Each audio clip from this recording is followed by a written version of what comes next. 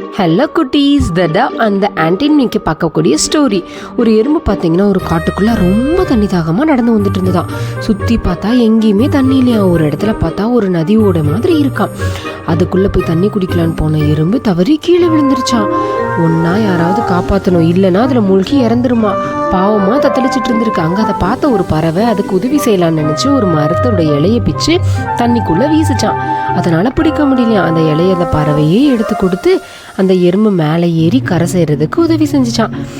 இதெல்லாம் பார்த்துட்டு இருந்த அந்த எறும்பு, ரொம்ப நன்றி பறவை, நீ இல்லைன்னா நான் செத்துருப்பேன்னு சொல்லிச்சான்.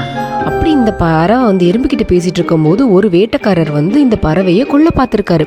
அதை பார்த்து இந்த எறும்பு என்ன பண்ணுச்சான், பறவையை அந்த வேட்டைக்காரரோட காலை பிடிச்சி கடிக்க அவரோட அம்பு போய் வேற பக்கம் பாய பறவை பறந்து போச்சான்.